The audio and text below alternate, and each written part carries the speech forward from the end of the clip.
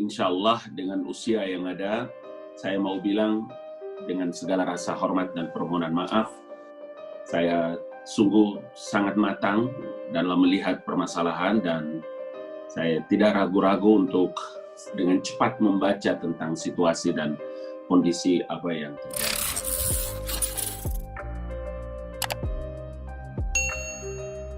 Terkait dengan Abang di KSP ini, saya pikir Abang memang lebih bintangnya lah untuk Pak Jokowi juga percaya, Pak Presiden percaya ke Abang untuk mengcounter banyak isu sebenarnya kan. Jadi lebih jago Abang daripada juru bicara Presiden, lebih real kalau saya lihat itu. Abang yang pasang badan, Abang juga yang banyak mengcounter isu-isu yang berupaya agak miss kan. Tetapi sisi lain sih Bang, sisi Abang sebagai KSP yang dipercaya Presiden untuk banyak bicara tentang isu-isu kenegaraan yang perlu Abang luruskan, apalagi di TV kan juga banyak. Jadi lebih kepada aktivitas harian Abang sih, yang mungkin bisa Abang jelaskan gitu. Abang anak kampung ya kan, masuk istana, jadi minta pengalaman-pengalaman Abang. Banyak orang yang tentu senang dengan Abang, banyak juga yang tidak senang gitu kan. Tetapi kalau saya lihat, saya senang dengan Abang karena Abang ini yang pasang badan, yang siap membela Pak Presiden ketika ada isu-isu. Jadi pertama aktivitas KSP harian sih Bang. Terima kasih ya, alhamdulillahirabbil alamin, Bang Pangi. Jadi yang paling pertama itu memang kita ini orang kampung ya, anak kampung jauh sekali dari Jakarta ya. Tual. Ayah saya Tual. Wakatobi kan? Ya, ibu saya dari Wakatobi. Ibu saya Wakatobi ya, tapi kelahiran Papua. Kakek saya juga dari Buton ya, Wanci. Tapi kami ada keturunan dari Sririt, Singaraja. Wih. Ya. Kalau Wakatobi singkatannya apa Bang? Wakatobi ya, Wanci, Kalidupa ya. Kalidupa, Tomia, Binongko. Wih. Kenapa Papuanya kental? Karena ibu dari ibu saya itu adalah keturunan putri satu-satunya dari kerajaan Petuanan Air Guni Kokas. Saya besar dalam lingkungan itu, makanya kalau Pangi melihat gaya dan karakter kita ini sebetulnya adalah gaya dan karakter dari kombinasi kultur anak-anak pulau, kultur anak-anak kampung. Kalau sudah masuk di wilayah itu, saya suka terbawa agak emosi ya. Dengan begini saja ini sudah sesuatu bagi saya, sesuatu bagi keluarga, sesuatu bagi teman-teman semua di Indonesia Timur ya, khususnya dari Tual, Maluku Tenggara, dari Wakatobi, Wanci, dari Fakfak, dari Sririt juga ya, banyak sekali keluarga kami. Ini amanah ya, karena sebagai orang yang punya latar belakang pengetahuan dan pendidikan komunikasi maupun pendidikan sebagai anak IAIN ya, saya alumni IAIN ya, dan belajar di madrasah ya, mualimin dari SD sampai itu di madrasah. Makanya ketika diberikan amanah oleh Presiden Joko Widodo ya untuk ada di kantor staf Presiden, kemudian menjadi tenaga ahli utama kantor staf Presiden yang bertugas untuk melakukan diseminasi macam informasi dan komunikasi politik. Saya kira saya punya pengalaman 5 tahun menjadi anggota DPR RI, kemudian cukup lama saya di Partai Bulan Bintang ya, Partai anak-anak Masyumi ya, sebagai anak Masyumi saya mendapat pendidikan dan mendapat banyak sekali pengetahuan dari Buya almarhum Natsir di Dewan Dakwah, dan saya kira ya syukur, jadi Abang ngabalin ini nggak sembarangan, langsung dimentori oleh Buya Natsir langsung. Iya, dan itu insya Allah dengan usia yang ada, saya mau bilang dengan segala rasa hormat dan permohonan maaf, saya sungguh sangat matang dalam melihat permasalahan dan saya tidak ragu-ragu untuk dengan cepat membaca tentang situasi dan kondisi apa yang terjadi. Karena itu ketika saya diperhadapkan dengan banyak masalah, dan ketika diperintah dan diberikan isyarat oleh Presiden Joko Widodo, saya tidak pernah ragu untuk mengambil tugas dan amanah itu.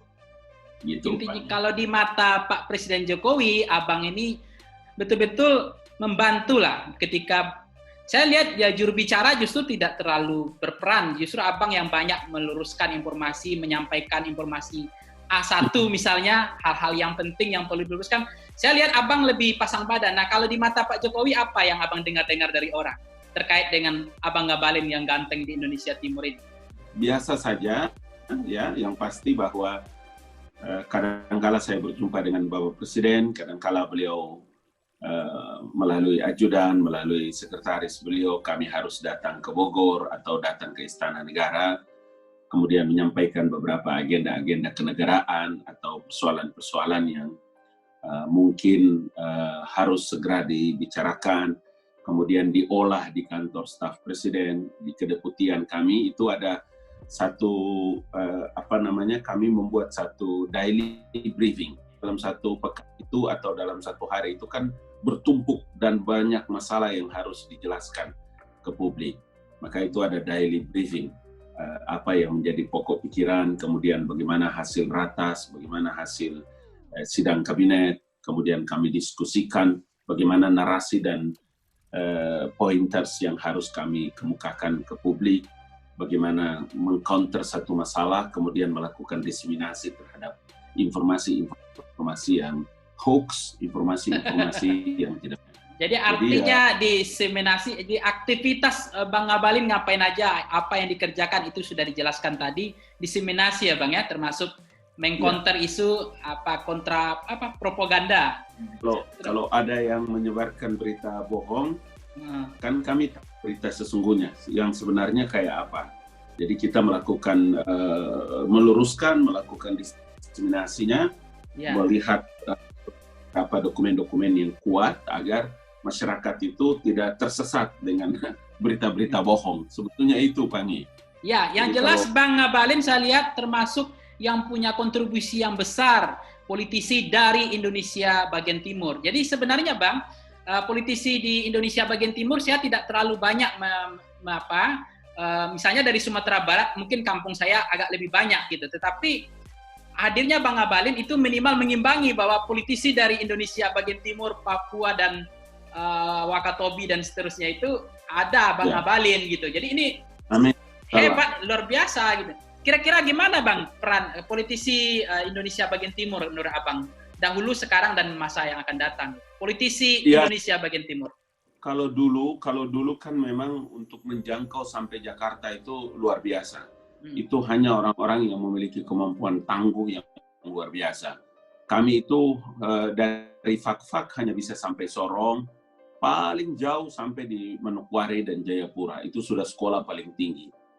Berikut tahun 80-an mulai mendekati ke Manado, kemudian Ambon dan Sulawesi Selatan. Itu sudah paling hebat. Nanti pada tahun 80-an, 90, nah kita sudah mulai beredar kemana-mana sampai dengan Jakarta. Karena ruang dan waktu untuk harus mendapatkan pengetahuan, membaca, belajar, itu menjadi tempat dan jalan yang paling terbaik.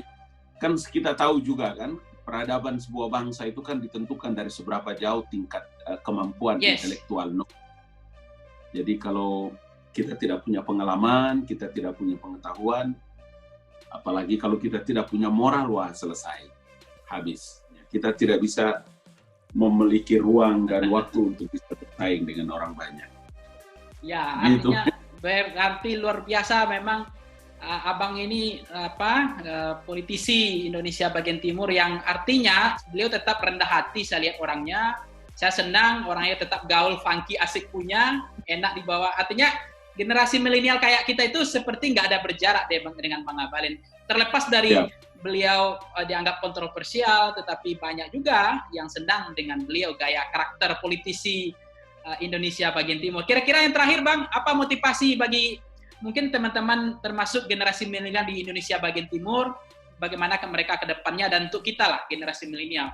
Yang paling pertama dan sangat amat penting itu adalah fokus terhadap apa yang kita niatkan. Jadi kalau kita berniat ingin menjadi sesuatu harus fokus, tidak boleh serampangan mengatur planningnya. Jadi harus fokus benar-benar untuk bisa maju. Itu tidak lain kecuali dia harus banyak belajar ya. Jadi kawan-kawan, adik-adikku, teman-teman semua di belahan Indonesia Timur ya, dia harus banyak belajar, banyak bertanya, kemudian kita harus bisa menahan diri untuk belanja berfoya-foya. Karena orang tua itu kan tidak mampu sesungguhnya. Jadi kita harus bisa menyimpan, ya, tabung. Kemudian kalau ada sesuatu yang berniat untuk harus memulai, jangan tunda. Harus berangkat, kemudian ingat pendekatan, melakukan interaksi yang serius ke atas ya kepada Allah Subhanahu wa taala itu menjadi prioritas. Banyak sekali dikemukakan oleh para futurolog itu adalah kemampuan mereka dalam believing God, percaya kepada Allah Subhanahu wa taala, pada Tuhan. Kemudian mereka harus bisa mengembangkan kemampuan intellectual knowledge yang bagus, belajar serius, membaca, menulis. Tidak banyak orang, Pangi, yang bisa membaca dan bisa bicara. Dan ini menarik, Bang. Soal membaca kan generasi milenial ini, anak muda ini kan malas baca, Bang. 3 paragraf aja kadang udah ngantuk kan. Apalagi dengan adanya teknologi YouTube misalnya, ditambah harga buku yang dianggap harga buku kita dianggap masih mahal misalnya. Di Amerika Serikat kan 1 jam kerja itu bisa beli buku. Kita kan 1 hari kerja belum tentu bisa beli buku karena gaji kita 1 hari itu tidak bisa beli buku gitu. Nah, kira-kira Abang melihat generasi milenial yang kering narasi, pikiran untuk kering bacaan gitu loh, sehingga terpengaruh oleh hoax. Ya, dia bisa boleh mendengar dengan banyak, tetapi jangan lupa bahwa dia harus bisa membaca. Karena tidak semua orang yang bicara itu mengikuti sebuah kerangka pemikiran dari substansi nilai. Makanya memang di samping dia mendengar, dia harus bisa membaca dan mencari textbook yang bisa memperkuat argumentasi. Makanya dia harus bisa membaca, kemudian dia boleh mendengar. Tetapi yang lebih terpenting itu bisa menulis, Pangi. Karena tidak banyak orang yang bisa menulis. Poin yang ketiga yang menurut saya paling penting sebagai pesan untuk generasi muda dan kita, jangan pernah lupa kita punya kultur. Kalau kita ada di atas, jangan lupa menengok ke bawah. Kalau kita punya harta yang banyak, jangan sampai kita lupa kalau orang di samping rumah, di samping kita itu tidak makan, Pangi. Yes. Itu menurut saya, Pangi. Ya, ini sisi humanisme yang luar biasa dari Bang Ngabalin tentang kepedulian sense kita kepada lingkungan masyarakat. Artinya juga kalau bacanya kuat, menulisnya kuat, narasinya kuat, pikirannya kuat, tidak akan mudah terpengaruh oleh hoax. Bukannya begitu, Abangku? Betul. Itu saya kira. Jadi makanya kalau ada orang bisa membaca ya, punya textbook yang bagus, kemudian dia punya referensi yang kuat, mau sehebat apapun orang menggunakan argumentasi, kita bisa melakukan itu tadi, diseminasi. Jadi kalau orang menggunakan satu sistem yang keliru, kemudian kita tahu tentang teorinya, kita tahu tentang substansi nilai, kita tahu tentang asal-muasal kalimat itu, maka kita bisa mengerti apa yang harus kita lakukan. Baik, Abangku Ganteng. Terima kasih banyak, Abangku. Hormat, Abangku. Hormat. Makasih, Abang, sudah mau berdiskusi dengan kita, memberikan inspirasi. Hormat, Abangku. Sehat selalu. Titip salam ke keluarga Abangku. Makasih, Abang Ngabalin. Assalamualaikum warahmatullahi wabarakatuh. Waalaikumsalam warahmatullahi wabarakatuh.